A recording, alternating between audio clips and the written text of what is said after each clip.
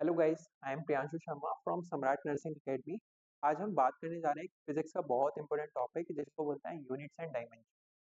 Basically unit and dimension सारे chapters से ही linked है। क्यों? क्योंकि सारे चैप्टर्स में ही जितनी भी चीजें होती हैं लगभग सभी की डायमेंशन और यूनिट्स होती हैं हमारे। ठीक है। और हमारा बीएससी नर्सिंग एंट्रेंस एग्जाम में भी लगभग 2 से 3 क्वेश्चन तो बेसिकली इसी के ही आते हैं, यूनिट से रिलेटेड और डायमेंशन से रिलेटेड। तो आज हम उन्हीं की बात करने जा रहे हैं। ठीक है? जैसे अगर हमको लेंथ मेजर करना है किसी भी चीज का, लेंथ की जो डायमेंशन हो वो क्या होती है हमारी? एल। टाइम की डायमेंशन क्या होती है हमारी? टी। और अगर हम बात करें मोल की डायमेंशन क्या होती है हमारी? मोल। डायमेंशन का एक रूल है कि हम जो भी डायमेंशन लिखेंगे उसको हम इस तरीके के ब्रैकेट्स में लिखेंगे। ठीक है। जैसे मास की डायमेंशन क्या होती है हमारी? M, capital M. अब हम स्पीड की बात करें, जैसे स्पीड क्या होता है हमारा? Distance upon time.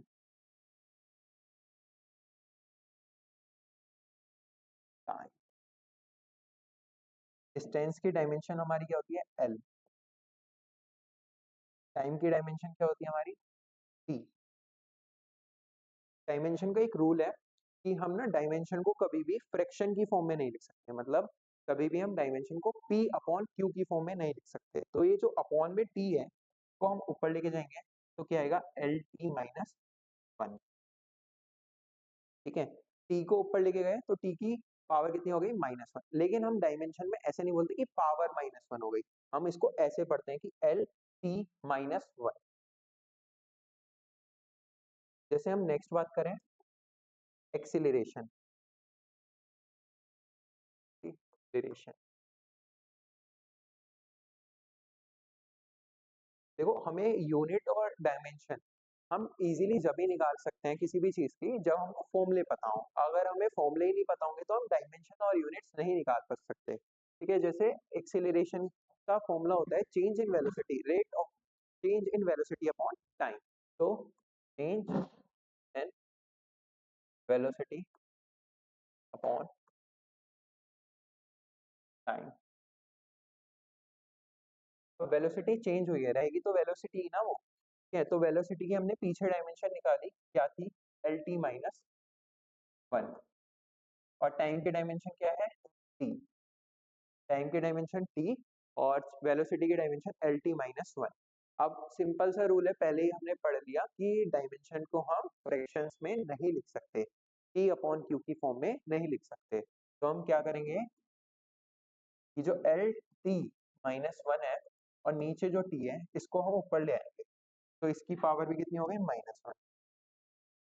अब देखो बेसिस क्या है हमारे? Same, T T. पावर क्या हो जाती है? अगर बेसिस सेम हो तो पावर क्या हो जाती है हमारी? ऐड हो जाती है। तो हमारी पावर क्या हो गई? -1 -2। तो ये हमारी किसकी डायमेंशन आ गई? एक्सीलरेशन की dimension, L T minus two. अब जैसे हम फोर्स की डायमेंशन की बात करें,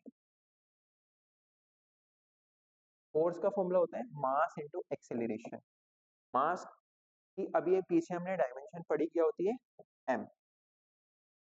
एक्सीलरेशन की डायमेंशन हमने अभी निकाली, क्या होती है? L T minus two. ठीक है। तो डायमेंशन क्या आ गई इसकी? Overall dimension M L T minus two. अब जैसे अगर हम बात करें एनर्जी की डायमेंशन, अब अगर हमें एनर्जी की डायमेंशन निकालनी है, एनर्जी की डायमेंशन अगर हमें निकालनी है तो हमको एनर्जी का कोई ना कोई सा फॉर्मूला पता होना चाहिए। अब देखो हमें एनर्जी का, जैसे हम काइनेटिक एनर्जी का ये फॉर्मूला लगा लें, हाफ एम वी स्क्वायर। ठीक है। Half m v square. ठीक है। अब देखो हाफ से तो हमें कुछ लेना ही नहीं है, कांस्टेंट का तो कुछ लेना देना ही नहीं है। मास का क्या होता है? एम। वेलोसिटी क्या होती है? वेलोसिटी की dimension L T minus one. अब उसका स्क्वायर है तो मतलब एल टी माइनस वन और L T minus one, basically ऐसे लिख सकते हैं, है ना। अब एल इंटू एल कितना हो गया? L two. T minus one, T minus one कितना हो गया? टी माइनस टू और एम एम। ठीक है, तो हमारी एनर्जी की डायमेंशन क्या आई, M L two T minus two. ठीक है, अब जैसे अगर हम बात करें वर्क की डायमेंशन, वर्क और एनर्जी की जो डायमेंशन होती है वो सेम होती है। अब हमसे क्वेश्चन में पूछ सकता है, ऐसा दे देगा कि वर्क की डायमेंशन दे देगा, है ना, और हमसे बोल देगा कि किसकी डायमेंशन इसकी तरह होती है ना, तो हम क्या लिखेंगे उसमें, एनर्जी। ठीक है, या फिर हमसे क्वेश्चन में बोल देगा कि which of the following has the same dimension like work, तो हम किसकी लिख देंगे, एनर्जी की डायमेंशन। कैसे भी दे सकता है ना। वर्क का फॉर्मूला होता है फोर्स इनटू डिस्प्लेसमेंट। फोर्स की डायमेंशन हमने पढ़ी M L T minus two, displacement की डायमेंशन होती है एल। डिस्टेंस और डिस्प्लेसमेंट की दोनों की डायमेंशन हमारी एल होती है। क्या होती है, एल।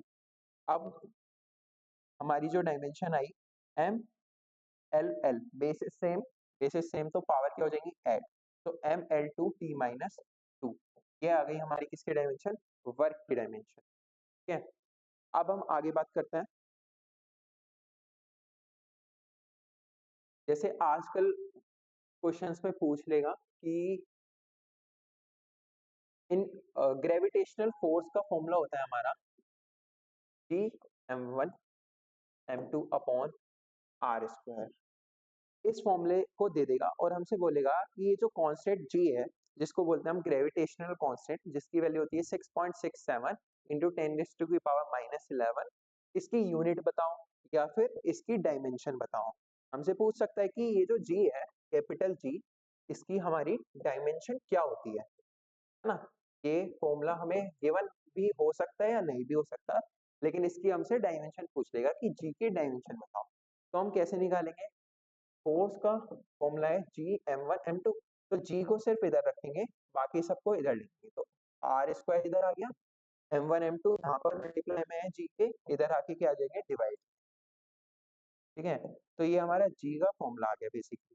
ठीक है, आर स्क्वायर है, मतलब आर क्या होता है, रेडियस, रेडियस की डायमेंशन भी एल होगी और स्क्वायर है तो L to.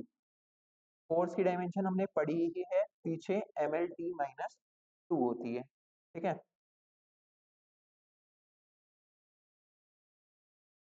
M L T minus two. अब मास की डायमेंशन क्या होती है, एम, एम वन और एम टू की डायमेंशन मिलके क्या बनाएगी, एम टू। ठीक है, हम इसको ऊपर लेके गए तो पावर कितनी हो गई, minus two, one minus two कितना हो गया, माइनस वन। तो डायमेंशन क्या आ गई, एम माइनस वन और L three T minus two, ये आ गई हमारी टी की डायमेंशन। ठीक है, अब हम जैसे ये वाला एक फॉर्मूला होता है, अब हमारा एक फॉर्मूला होता है, नोट करना चाहो कर लो, स्क्रीनशॉट लेना चाहो कर लो।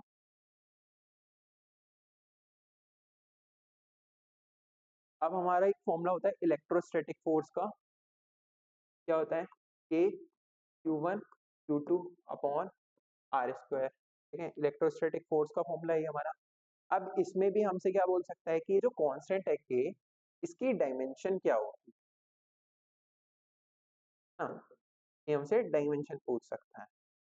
ठीक है, अब इसकी डायमेंशन कैसे निकालेंगे हम, के को इधर रखेंगे, बाकी सबको फोर्स के पास ले जाएंगे, तो यहाँ पर ये के मल्टीप्लाई में है, तो इधर क्या आएंगे, डिवाइड में। आर स्क्वायर क्या आएगा, फोर्स की मल्टीप्लाई में, क्योंकि यहाँ पर डिवाइड में था। ये आ गया हमारा के का फॉर्मूला। अब फोर्स की डायमेंशन क्या होती है, M L T minus two, R की डायमेंशन क्या होगी, एल टू। ठीक है, और देखो क्यू, क्यू क्या होता है हमारा, चार्ज, चार्ज की डायमेंशन हम निकाल लेंगे यहाँ पे। आई का फॉर्मूला होता है क्यू अपॉन टी, और आई की डायमेंशन होती है कैपिटल ए। क्या डायमेंशन होती है आई की, कैपिटल ए, तो हम क्या लिखेंगे, कैपिटल ए और साथ में टी, ये आ गई हमारी क्यू की dimension, A T, A T dimension है हमारी क्यू की। ठीक है, अब हम Q1 Q2 है, तो कितनी डायमेंशन हो गई, Q1 Q2, इन दोनों की आपस में मल्टीप्लाई होगी तो A2 और हमारा साथ में T2, L2 की यहाँ पर मल्टीप्लाई हुई तो M L3 T minus two A minus two, और T को ऊपर लेके गए तो T की पावर कितनी हो गई, मतलब T कितना हो गया -4। तो डायमेंशन क्या आई ml3 t-4 a-2। ये किसकी डायमेंशन आई हमारी k की डायमेंशन। स्क्रीनशॉट ले लो उसका भी।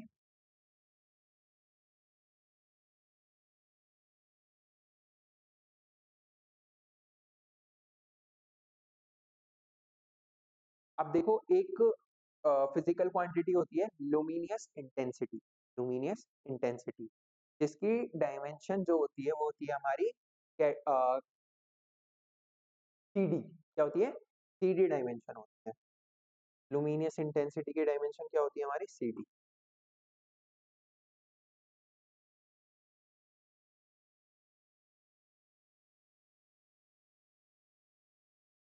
इंटेंसिटी डायमेंशन क्या होती है हमारी ठीक है। ये भी हमारी हमारी बेसिकली 7 फिजिकल क्वांटिटीज होती हैं। ठीक है, जिसमें कि एक हमारी लुमिनियस डेंसिटी भी होती है, एक हमारी वो होती है मोल वाली जो होती है, वो भी हमारी क्या होती है फिजिकल क्वांटिटीज के अंदर ही आती है हमारी। ठीक है, आज के लिए इतना ही, मिलते हैं नेक्स्ट क्लास में। Thank you.